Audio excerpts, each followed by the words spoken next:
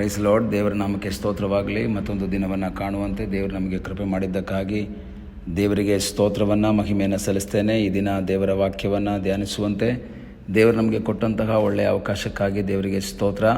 ಇಂದಿನ ವೇದ ಅಧ್ಯಯನಕ್ಕಾಗಿ ಒಂದು ವಾಕ್ಯವನ್ನು ಓದೋಣ. ಅಪೊಸ್ತಲನಾದ ಪೇತ್ರನು ಬರೆದ ಮೊದಲನೇ ಪತ್ರಿಕೆ 5ನೇ ಅಧ್ಯಾಯ 6ನೇ ವಾಕ್ಯ. ಹೀಗಿರುವುದರಿಂದ ದೇವರ ತ್ರಾಣವುಳ್ಳ ಹಸ್ತದ ಕೆಳಗೆ ನಿಮ್ಮನ್ನು ತಗ್ಗಿಸಿಕೊಳ್ಳಿರಿ, ಆತನು ತಕ್ಕ ಕಾಲದಲ್ಲಿ ನಿಮ್ಮನ್ನು ಮೇಲಕ್ಕೆ ತರುವನು. ಪೇತ್ರನು ತನ್ನ ವಾಕ್ಯವನ್ನು ಪತ್ರಿಕೆಯ ಮೂಲಕ ಬರೀತಾ ಇರುವಾಗ ಅಲ್ಲಿನ ಜನರಿಗೆ ಹೇಳ್ತಾನೆ, ಹೀಗಿರುವುದರಿಂದ ದೇವರ ತ್ರಾಣವುಳ್ಳ ಹಸ್ತದ ಕೆಳಗೆ ನಿಮ್ಮನ್ನು ತಗ್ಗಿಸಿಕೊಳ್ಳಿರಿ. ಯಾಕೆ ಈ ಹೀಗಿರುವುದರಿಂದ ಅಂತ ಹೇಳ್ತಾನೆ ಅಂದರೆ, 5ನೇ ವಾಕ್ಯದ ಕೊನೆ ಭಾಗಗಳಲ್ಲಿ ಓದ್ತೇವೆ, ದೇವರು ಅಹಂಕಾರಿಗಳನ್ನು ಎದುರಿಸುತ್ತಾನೆ, ದೀನರಿಗಾದರೂ ಕೃಪೆಯನ್ನು ಅನುಗ್ರಹಿಸುತ್ತಾನೆ.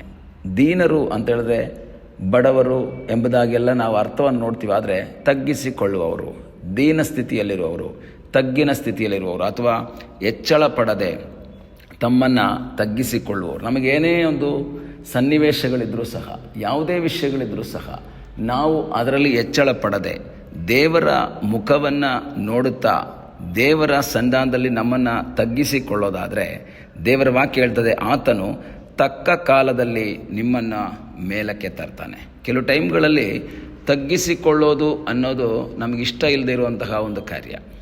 ಇನ್ನೊಬ್ಬರ ಅಂಡ್ರಲ್ಲಿರೋದು ಇಷ್ಟವಿಲ್ಲ, ನಮಗೆ ತಗ್ಗಿಸಿಕೊಳ್ಳೋದು ಇಷ್ಟವಿಲ್ಲ. ನಾವೆಲ್ಲರೂ ಹೆಚ್ಚಿಸಿಕೊಳ್ಳುವಂತಹ ಮಾತನ್ನೇ ನಾವು ಆಡ್ತೀವಿ. ಕೆಲವು ಟೈಮ್ಗಳಲ್ಲಿ ನನ್ನ ಒಂದು ವಿದ್ಯಾಭ್ಯಾಸ ಆಗಿರ್ಬೋದು, ನಮ್ಮ ಕೆಲಸ, ಅದು ಇದು ತುಂಬ ಒಂದು ರೀತಿಯಲ್ಲಿ ಹೆಚ್ಚಳದ ಮಾತುಗಳನ್ನೇ ನಾವು ಆಡೋದನ್ನು, ನಾವು ಅನೇಕ ವ್ಯಕ್ತಿಗಳು ಆಡೋದನ್ನು ನಾವು ನೋಡ್ಬೋದು. ಆದರೆ ದೇವರ ವಾಕ್ಯ ಹೇಳ್ತದೆ, ನಾವು ಯಾವತ್ತೂ ಸಹ ನಮ್ಮನ್ನು ನಾವು ಹೆಚ್ಚಿಸಿಕೊಳ್ಬಾರ್ದು. ನಾವು ದೇವರ ತ್ರಾಣವುಳ್ಳ ಹಸ್ತದ ಕೆಳಗೆ ನಮ್ಮನ್ನು ತಗ್ಗಿಸಿಕೊಳ್ಬೇಕು ಎಂಬುದಾಗಿ ವಾಕ್ಯ ಹೇಳ್ತದೆ. ಕೆಲವು ಟೈಮ್ಗಳಲ್ಲಿ ಕೆಲವು ವ್ಯಕ್ತಿಗಳು ತಮ್ಮನ್ನು ಹೆಚ್ಚಿಸಿಕೊಳ್ತಾರೆ, ತಮ್ಮ ಆ ವೀರ ಕೃತ್ಯಗಳ ಬಗ್ಗೆ ಮಾತನಾಡ್ತಾರೆ, ಎಲ್ಲವನ್ನು ನಾವು ನೋಡ್ತೀವಿ. ಆದರೆ ದೇವರ ವಾಕ್ಯವನ್ನು ನಾವು ನೋಡುವಾಗ, ನಾವು ಎಹೆಜ್ಕೇಲ್ ಪ್ರವಾದನೆ ಗ್ರಂಥದಲ್ಲಿ 17ನೇ ಅಧ್ಯಾಯ 24ನೇ ವಾಕ್ಯ ಓದುವಾಗ ದೇವರ ವಾಕ್ಯ ಹೇಳ್ತದೆ, ಆಗ ಯೆಹೋವನಾದ ನಾನು ಎತ್ತರವಾದ ಮರವನ್ನು ತಗ್ಗಿಸಿ, ತಗ್ಗಾದದ್ದನ್ನು ಎತ್ತರಪಡಿಸಿ, ಹಸುರಾದದ್ದನ್ನು ಒಣಗಿಸಿ, ಒಣಗಿದ್ದನ್ನು ಚಿಗುರಿಸಿದ್ದೇನೆ ಎಂದು ಅರಣ್ಯದ ಸಕಲ ವೃಕ್ಷಗಳು ತಿಳಿಯುವವು. ನೋಡಿ, ಎತ್ತರವಾಗಿರುವುದನ್ನು ತಗ್ಗಿಸುವುದಕ್ಕೂ ತಗ್ಗಾದದ್ದನ್ನು ಎತ್ತರಗೊಳಿಸುವುದಕ್ಕೂ ದೇವರಿಗೆ ಶಕ್ತಿ ಇದೆ. ಹಸಿರಾದದ್ದನ್ನು ಒಣಗಿಸುವುದಕ್ಕೂ ಒಣಗಿದ್ದನ್ನು ಚಿಗುರಿಸುವುದಕ್ಕೂ ಶಕ್ತನಾದ ಒಬ್ಬ ದೇವರಿದ್ದಾನೆ. ಹಾಗಾದರೆ ಯಾವುದೇ ಸ್ಥಿತಿಯಲ್ಲಿರುವಂಥದ್ದನ್ನು ಬದಲಾವಣೆ ಮಾಡುವುದಕ್ಕೆ ಶಕ್ತನಾದಂತಹ ಒಬ್ಬ ದೇವರನ್ನು ನಾವು ಆರಾಧನೆ ಮಾಡ್ತಾ ಇದ್ದೀವಿ. ಒಂದು ವೇಳೆ ಈ ದಿನ ನಮ್ಮ ಜೀವಿತದಲ್ಲಿ ನಮ್ಮ ಸ್ಥಿತಿ ತಗ್ಗಾದಂಥ ಸ್ಥಿತಿಯಾಗಿರಬಹುದು, ದೀನತೆಯ ಸ್ಥಿತಿಯಾಗಿರಬಹುದು, ಕೊರತೆಯ ಸ್ಥಿತಿಯಾಗಿರಬಹುದು, ಒಣಗಿದಂಥ ಸ್ಥಿತಿಯಾಗಿರಬಹುದು. ನಿರಾಶೆ ಪಡಬಾರ್ದು. ತಗ್ಗಾದಂಥ ಸ್ಥಿತಿಯಲ್ಲಿದ್ದರೂ ಸಹ ದೇವರ ತ್ರಾಣವುಳ್ಳ ಹಸ್ತದ ಕೆಳಗೆ ತಗ್ಗಿಸಿಕೊಳ್ಳುವಾಗ ಅದನ್ನು ಮೇಲಕ್ಕೆ ತರುವುದಕ್ಕೆ ಶಕ್ತನಾದ ಒಬ್ಬ ದೇವರಿದ್ದಾನೆ. ಒಣಗಿದಂತಹ ಸ್ಥಿತಿಯಲ್ಲಿ ನಾವಿರೋದಾದರೆ ಅದನ್ನು ಹಸರಾಗಿ ಮಾರ್ಪಡಿಸುವುದಕ್ಕೆ ಶಕ್ತನಾದ ಒಬ್ಬ ದೇವರಿದ್ದಾನೆ. ಆದರೆ ನಾವು ಮಾಡಬೇಕಾದ್ದೇನು?